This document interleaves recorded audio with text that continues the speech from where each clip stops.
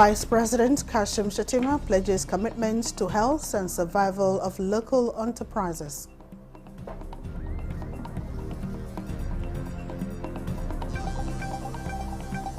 Federal government commences implementation of National Safe Schools Plan.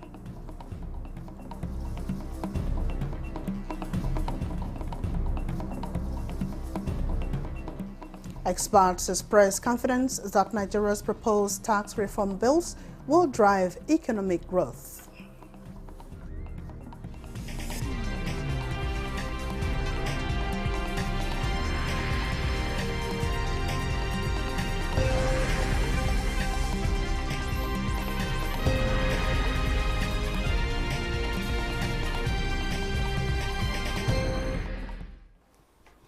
Hello and welcome to the News Desk at 6 on NTNS 24, reaching you live from Abuja. I am Mina Daniels.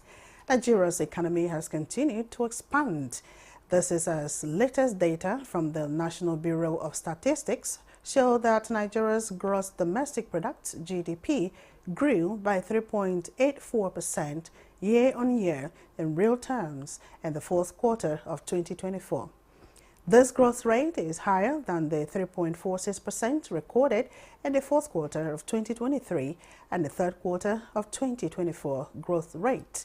The NBS data shows that the performance of the GDP in the fourth quarter of 2024 was driven mainly by the service sector, which recorded a growth of 5.37% and contributed 57.38% to the aggregate GDP. The agricultural sector grew by 1.76%, down from the growth of 2.10% recorded in the fourth quarter of 2023. The growth of the industry sector was 2.00%, a decline from 3.86% recorded in the fourth quarter of 2023. In terms of share of the GDP, the service sector contributed more to the aggregate GDP in the fourth quarter of 2024 compared to the corresponding quarter of 2023.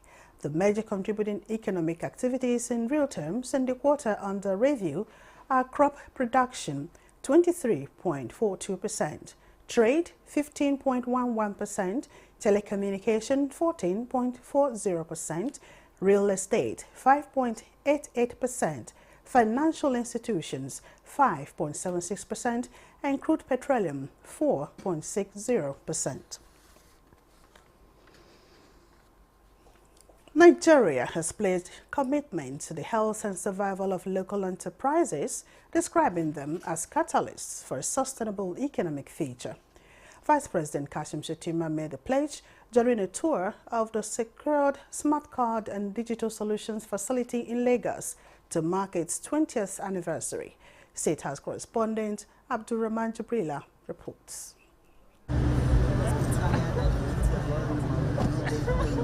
Vice President Kashim Shettima at the country's leading smart card manufacturing company for its 2 decades of excellence in manufacturing and digital solutions, a continental leader in digital solutions, now capable of producing 200 million cards annually, including international passports. I know how the president is very passionate about patronizing Nigerian companies, and you will get to hear it tomorrow.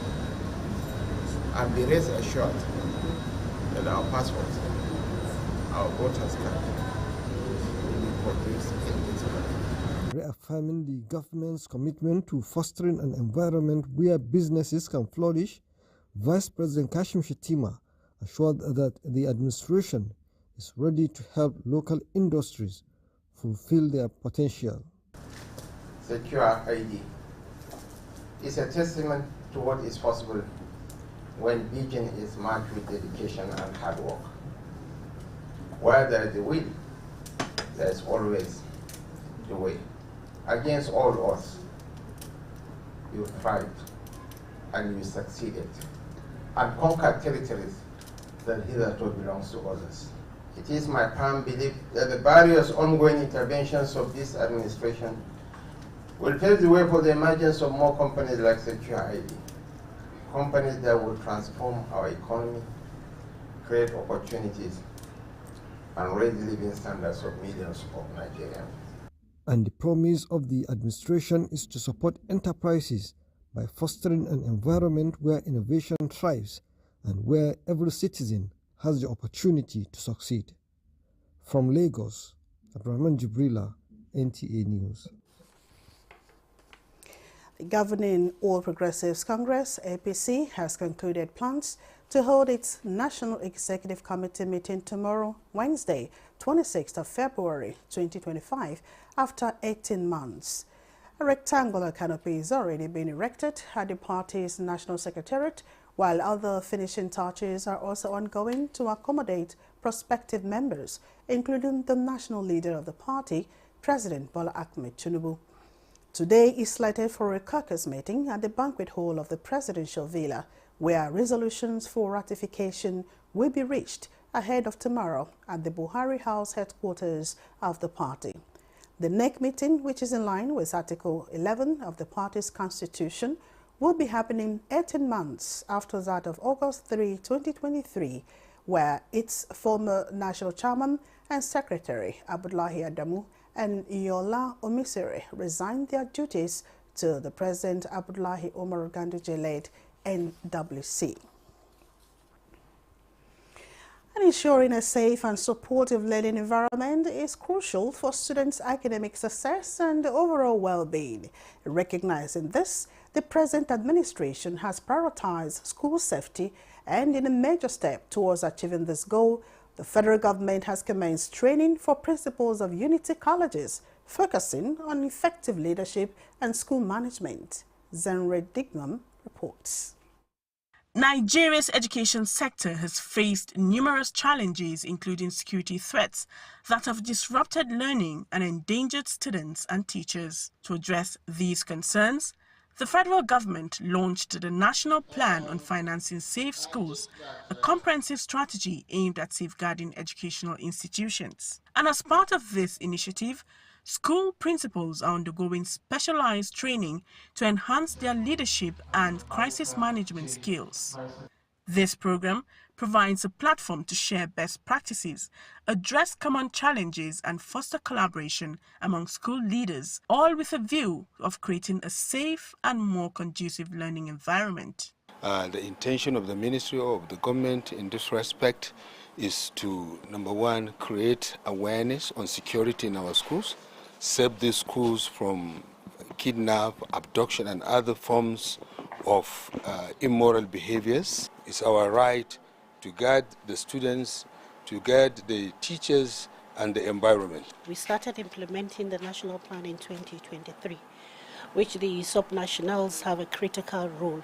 We just concluded training of personnel of the NSCDC in the 774 local government, which intends to train the communities, the host communities, and the schools community on security resilience. In partnership with the National Institute for Security Studies, the training is designed to be both comprehensive and practical, as plans are also underway to extend similar training programs to security personnel in universities.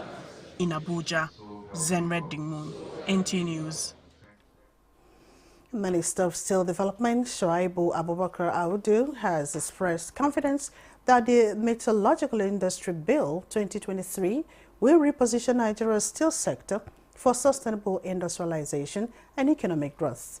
This was during a stakeholders' engagement to fine-tune aspects of the bill ahead of public hearing at the National Assembly. Ekene Ndulwe reports. Creation of the Federal Ministry of Steel Development following its separation from the former Ministry of Mines and Steel Development has necessitated a fresh review of the Metallurgical Industry Bill. Key players have gathered in this hall to review the bill, identify gaps and propose necessary amendments ahead of the public hearing. What we're talking about here is having a law which would be able to address many of these key issues, and they're very potent issues that unless they are addressed, our country cannot grow. So with the emergence of the Metallurgical Industry Bill, we are very optimistic that the industry will be more stable, will be more sustainable, and then there will be quality control within the industry.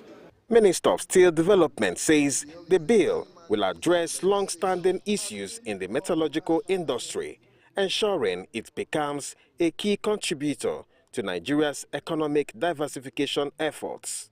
For many, many decades now, the steel sector has been operating without any regulation.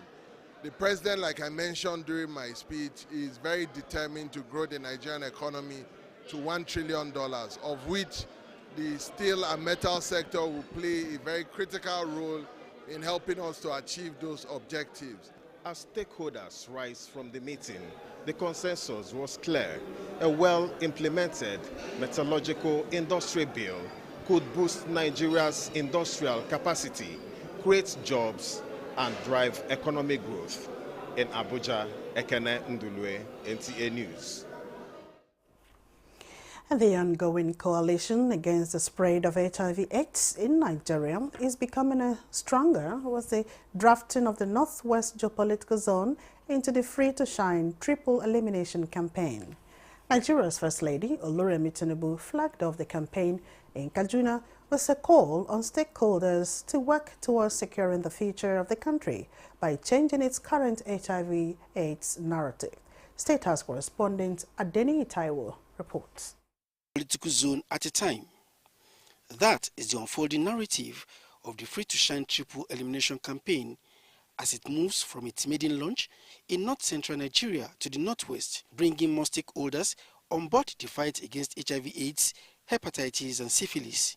As the highlight of our two-day working visit to Kaduna State, the campaign launch, the First Lady notes, holds a lot of significance for the future of the country. According to the Federal Ministry of Health and Social Welfare, in 2024, there were over 100,000 children and nearly 2 million adults living with HIV/AIDS. The Free to Shine campaign seeks to significantly reduce new HIV infections among women of reproductive age, prevent mother-to-child transmission, which is the vertical transmission, and ensure that every child born with HIV receives the necessary treatment and support to thrive. The thesis, everything that concerning us is free. Despite recording some positives, as shown by the testimony of these survivors, Nigeria, the First Lady says, is at a pivotal stage in a fight against HIV/AIDS,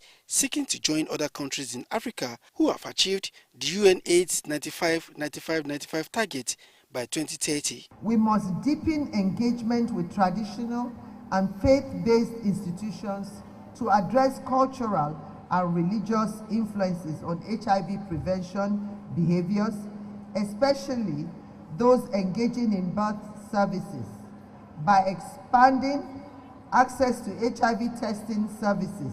I believe with the concerted efforts of all our stakeholders here present, especially our state first ladies, who will help disseminate this message in their various states, this deadline can be attained by the grace of God. And I can assure you that as governors, we will do everything humanly possible to support this initiative because it's about saving lives. And we're going to ensure that drugs, test kits, and the care that you need is made available so that we can ensure that AIDS is eliminated as a public health threat by 2030. The Free to Shine campaign is one of the advocacy initiatives of the Organization of African First Ladies for Development, OAFLAD, and other development partners. What is the call to action? Every mother's life is precious, and every child has the right to a future free from AIDS. Together we can break the cycle of risk and ensure health and hope for generations to come. One of the things that the First Lady have the power is to fight stigma and discrimination. The South-South Geopolitical Zone is next in line for the launch of the campaign. From Kaduna, Adeni Taiwo, NTA News. And in Kogi State, the government has called on citizens to actively protect public infrastructure in their communities to sustain the state's rapid development. Speaking on Tuesday in Lokoja, the State Commissioner for Information and Communications, Kingsley Fanwo, emphasized that the real owners of public infrastructure are the people, and it is incumbent upon citizens to protect them.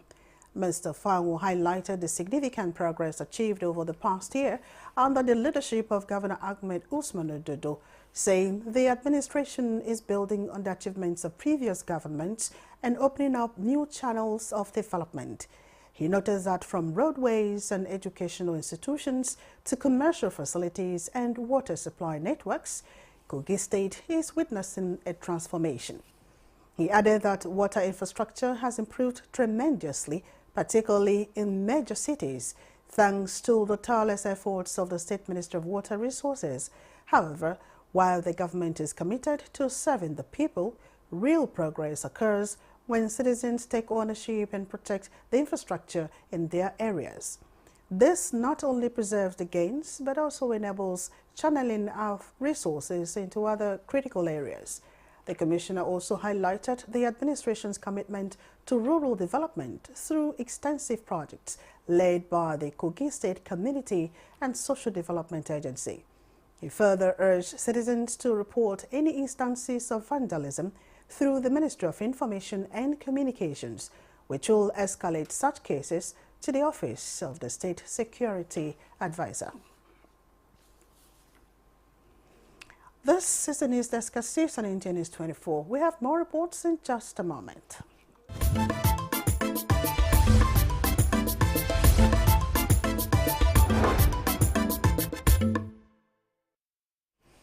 Thanks for joining us again. Electoral integrity in West Africa can only be achieved by deepening democratic values. This is the position of former Nigerian President Goodluck Jonathan at a reflection conference on democratic elections in West Africa held in Abuja. Timothy Yusuf reports. This conference aims to bring together critical electoral stakeholders across West Africa to reflect on key lessons from recent elections and explore interventions that can drive electoral reforms in the sub-region. And more importantly, we also want to be forward-looking and looking at what these implications or what these elections mean for governance. Governance must be accountable, and electoral processes must be transparent and credible. Themed, Strengthening Democratic Processes in West Africa, Lessons from the 2024 Elections, and Prospects for Future Elections. Discussions provide a comprehensive analysis of the 2023 and 2024 elections, shedding light on key challenges and opportunities for improvement. Former President Goodluck Jonathan, who chairs the West African Elders Forum, and former INEC chairman Professor Tahiru Jega, believed that much has been achieved, but yet with more work to be done, especially in the face of recent democratization crises in some West African countries. This development therefore underscored the place of the human element in deepening the roots of democracy. It shows that the development of technology and the deployment of technology, no matter how elaborate or sophisticated, may not deliver the desired outcomes without the proven will of the authorities and the citizens to do the right thing. Citizens, credible civil society organizations, and democratically inclined political actors, what I call drivers of change, should continue to mobilize effectively for credible and sustainable electoral democratic processes in our country or in our sub-region. Participants from electoral commissions, civil society organizations, and media outlets across West Africa are attending the conference. Timothy Yusuf, NTA News. The Supreme Niger Delta Youth Council Worldwide is calling on the Attorney General of the Federation and Minister of Justice to immediately take over the prosecution of the alleged case of fraud preferred against one Jessam Michael of Afrique Arbitrage Systems, pending at the FCT High Court, Buari. This is with a view to addressing the perceived injustice against him and ensure that his rights and that of all citizens are protected.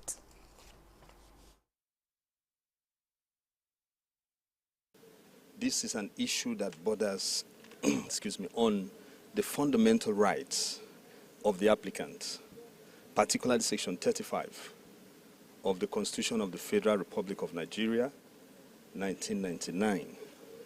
And this is a situation that cannot be condoned, a situation where the rights of a person is so violated to the point where an institution of government will be adamant at complying with the orders of court.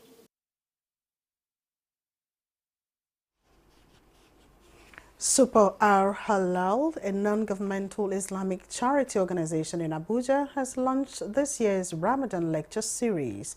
The organization is dedicated to supporting those in need, especially during Ramadan. Suleiman Abdul Wahab reports that the goal this year is to extend help to even more underprivileged people and provide much-needed relief. A touching moment occurred when 7-year-old Abdulmateen Akitolu recited Surah Mulk to begin their 2025 Ramadan mission, a charity they have supported for over a decade, embodying deep faith and the spirit of giving.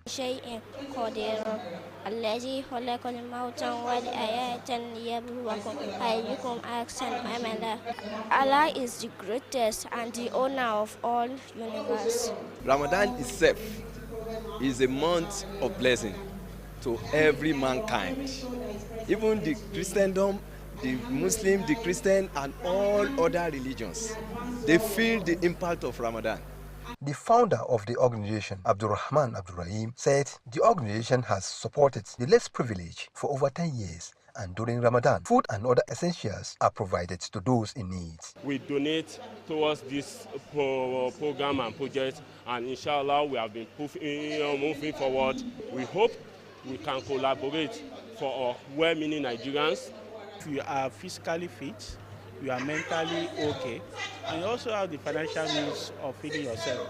Even people who cannot feed themselves in the month of Ramadan, because of the abundance of the sadaqah or the charity being done by a lot of people, at least you'll be able to feed yourself for both the Sahur and also Iftar. Mujibola Ahmed, National Almir of Super Al Halal, added that they do this without external funding. Contributions from within ensure the less fortunate are cared for, especially during Ramadan. We still have a long way to go because there are a lot of things as Muslims that we're expected to do, especially in the month of Ramadan. Just like the donation they just collected now. Ordinarily, in fact, the 3 million we're supposed to raise, we should have one person that will stand up and give it to us. Women should try and wake up by 3. You pray, at least observe your tahajjud and also pray for the family. Then you prepare the light meal for your family. And also before iftar, we should also try and create time for prayer.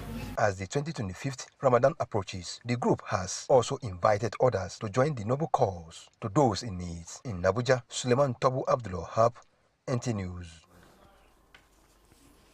And President Bola Ahmed Tinubu has expressed his deepest sympathies to the Minister of Information and International Orientation, Mohammed Idris, on the passing of his mother-in-law, Hajia Hawa Yakub Usman, who died at the age of 70.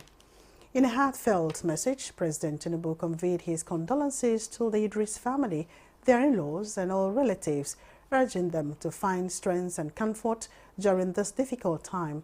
President Tinubu further prayed for the peaceful repose of Hajia Hawa's soul, saying the president's message underscored his support for the minister and his family during this mourning period as it reflects on the life and contributions of Hajia Hawa, who they will miss deeply. Also, the Bida Emirate Council mourns the passing of Hajia Safia Asabe Mohammed, a veteran journalist, a staff of Federal Radio Corporation of Nigeria, FRCN.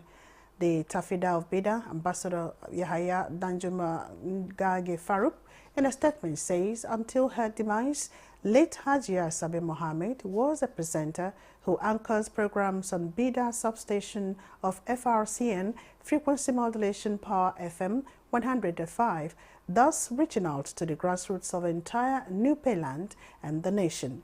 Tafida Bida Ambassador Yahya Farouk says the entire Nupe land will remember her impactful contributions, particularly her community, Bambara in Bida, where she covers the annual medical outreach, among other philanthropic gestures. She passed on Sunday, 23rd of February 2025. Prayers were offered Allah to grant her a Jannatu Firdaus. And that concludes the news desk section in TNS 24. Many thanks for the company. I am Mina Daniels.